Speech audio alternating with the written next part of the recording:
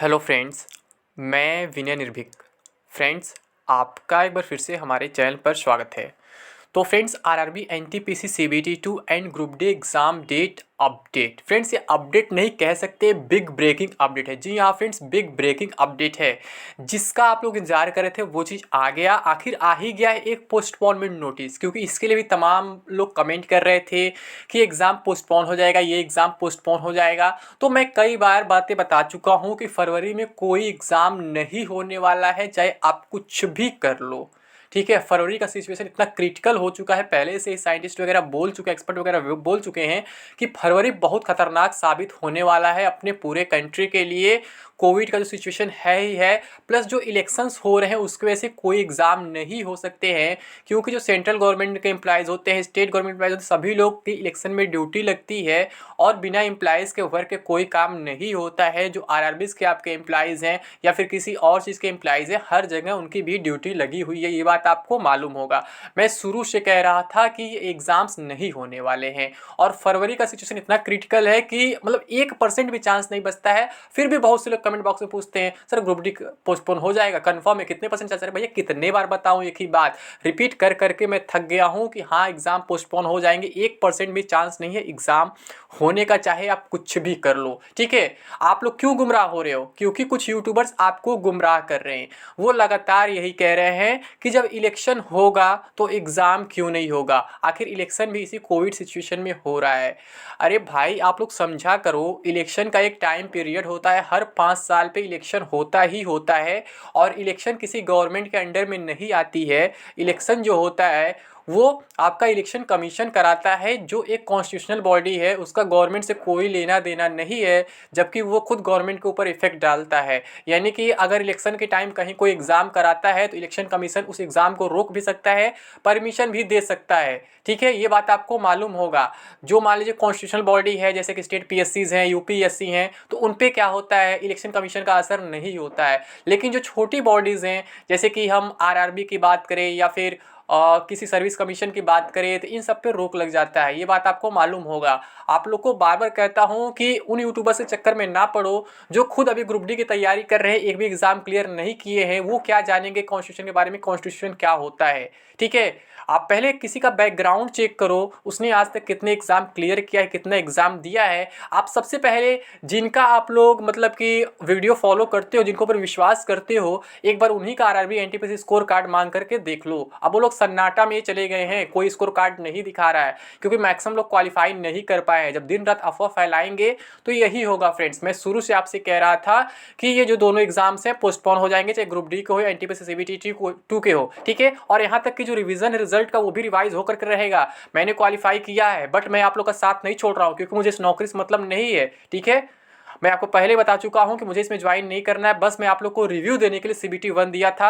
मैं उस टाइम भी बताया था कि 98 क्वेश्चंस करके आया हूं, लेकिन वहाँ भी बहुत से लोग निगेटिव कमेंट्स कर रहे थे, कर जब रिजल्ट आएगा इसका 40 मार्क्स हो जाएगा, 45 मार्क्स हो जाएगा, ये हो जाएगा, वो हो जाएगा। लेकिन जब स्कोर कार्ड सामने रख दिया तो बहुत लोगों के मुंह बंद हो गए। जो लोग ऐसे कमेंट्स कर रहे थे वो नजर नहीं आ रहे, कहाँ गए वो लोग। ठीक है, तो फ्रेंड्स, आपको कभी भी हल्ला नहीं करने चाहिए किसी भी काम के लिए। अगर आप काम कर रहे हैं तो आपका रिजल्ट खुद सबका मुंह बंद कर देगा, सिंपल सी बात यही है। मैं शुरू से आपसे कह रहा हूं कि आपके एग्जाम अभी नहीं होने वाले हैं। लेकिन बार बार लोग पूछते हैं ग्रुप डी एग्जाम कब तक होगा, तो फ्रेंड्स ये बताना मेरे लिए ऑलमोस्ट इम्पॉसिबल है, क्योंकि सिचुएशन इतना क्रिटिकल हो चुका है। अगर कोविड की बात करें तो एक्सपर्ट्स कह रहे हैं कि कोविड मार्च तक खत्म हो जाएगा, बट अप्रैल से आप जान रहे हैं एसएससी के भी एग्जाम्स हैं। तो पता नहीं टीसीएस क्या करेगा या फिर रेलवे क्या करेगा, कि एसएससी के साथ ग्रुप डी एग्जाम करा पाएगा या नहीं करा पाएगा। ये टीसीएस के ऊपर डिपेंड करता है और रेलवे के ऊपर डिपेंड करता है। ठीक है, अब बहुत से लोग एनसीईआरटी का हल्ला मचाएंगे, तो भैया एक बार आरटीआई के बारे में पढ़ लो, आरटीआई होता क्या है। आरटीआई कभी एग्जाम करने एजेंसी के बारे में जानकारी नहीं देता है। और पहले आप उसका ग्रामेटिकल एरर चेक करो, जो भी रिप्लाई वगैरह वायरल हुए हैं। ठीक है,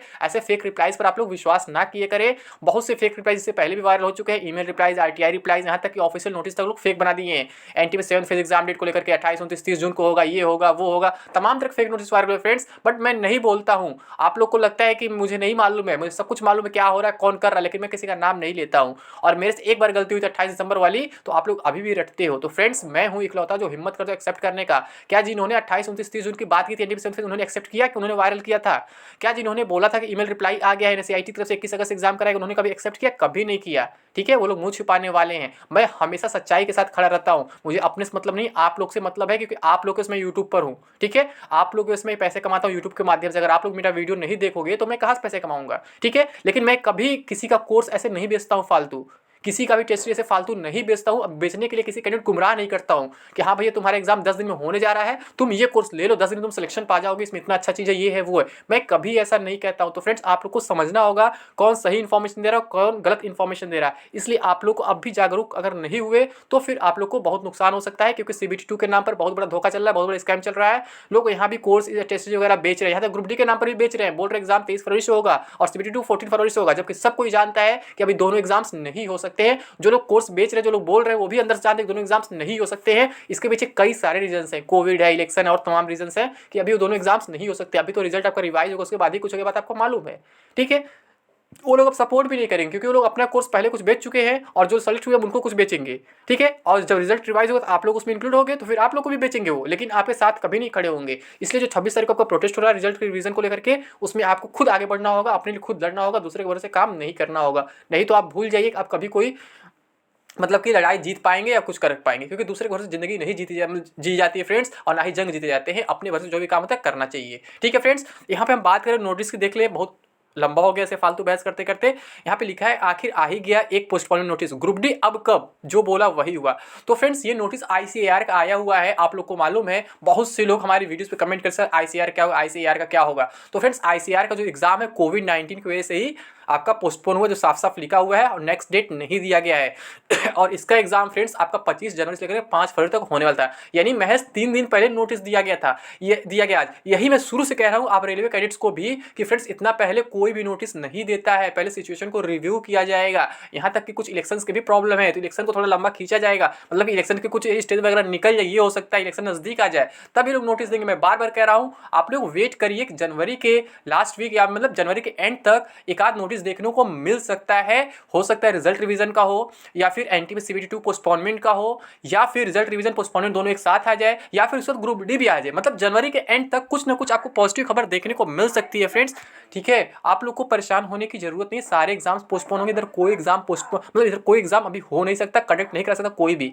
ठीक है, और रेलवे ने ऑलरेडी अपने नोटिफिकेशन मेंशन किया हुआ था नोटिस में कि अगर कहीं भी कोई सिचुएशन खराब होता है तो हम एग्जाम नहीं करा पाएंगे जब तक सारे स्टेट में रिस्ट्रिक्शन हट नहीं जाते, सिचुएशन नॉर्मल हो जाते हैं। इस बार के ग्रुप डी एग्जाम डेट में भी सेम चीज लिखा गया है कि हम प्रीलिमिनरी कंडीशन देखेंगे क्या है क्या नहीं है, और गवर्नमेंट की गाइडलाइंस को फॉलो करेंगे। तो गवर्नमेंट गाइडलाइंस यही कह रही है कि अभी कहीं भी 200 से लोग इकट्ठा नहीं हो सकते हैं, 50% से अधिक लोग इकट्ठा नहीं हो सकते। कैसे एग्जाम्स हो पाएंगे आप खुद सोचो। हर जगह स्कूल कॉलेज 30 जनवरी तक बंद है। अभी यूपी में क्या था, पहले 16 जनवरी बंद था, फिर 23 हुआ, फिर 30 हुआ, ऐसे डेट्स आगे बढ़ते जाएंगे। ये लोग डायरेक्ट नहीं बोल पा रहे क्योंकि इलेक्शन से, तो अभी लोग डिमांड करने लगेंगे कि स्कूल कॉलेज क्यों बंद करो, इलेक्शन क्यों करा रहे हो। जैसे आप कहते हो ना कि इलेक्शन क्यों करा रहे हो, हमारे एग्जाम क्यों नहीं करा रहे हो, ऐसे बहुत से लोग बोलने लगेंगे। इससे गवर्नमेंट के ऊपर नेगेटिव इफेक्ट पड़ेगा। यही कारण है गवर्नमेंट इतना पहले कोई जवाब नहीं दे पा रही है, ना ही इतना पहले से कोई स्कूल कॉलेज 1 महीने के लिए बंद कर पा रही है, ना ही इतने पहले से आपको पोस्टपोनमेंट नोटिस दे पा रही है। इसलिए आपको थोड़ा वेट करना होगा, सब्र करना होगा, थोड़ा सा बातों को समझना होगा और कंडीशंस को समझना होगा। अदरवाइज आप ऐसे परेशान होते रहेंगे, आपका प्रिपरेशन भी खराब हो जाएगा। आप लोग एग्जाम डेट के चक्कर में ना पड़े, एग्जाम पोस्टपोन हो चुका उसमें कोई डाउट नहीं है, बस आपको अपने प्रिपरेशन पे फोकस करना है।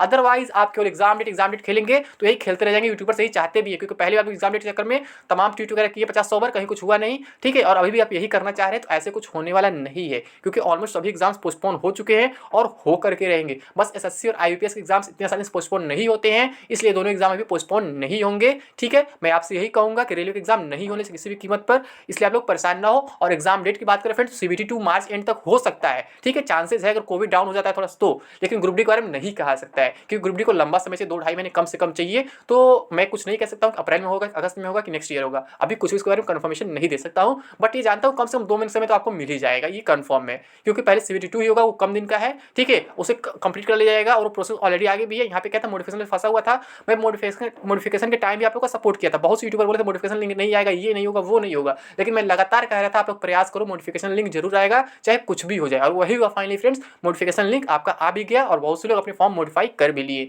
तो फ्रेंड्स, इसीलिए कहता हूँ किसी के ऊपर विश्वास करने से पहले उसका बैकग्राउंड चेक करो, वो कैसा है कैसा नहीं है। ऐसे किसी को विश्वास कर लोगे और किसी गलत समझ लोगे तो ये गलत बात है। इसी कहते हैं पूर्व धारणा। कोई पूर्व धारणा बना लिया किसी के बारे में कि वो गलत है तो गलती रहेगा, ऐसा नहीं है। आप पहले चेक तो करो उसका बैकग्राउंड, वो कौन है, कैसा है, तब बोलो कि कौन गलत है कौन सही है। ठीक है, तो उम्मीद करता हूँ सारी कन्फ्यूजन दूर हो गई होगी। तो अभी के लिए बस इतना ही। Thank you. जय हिंद, जय भारत।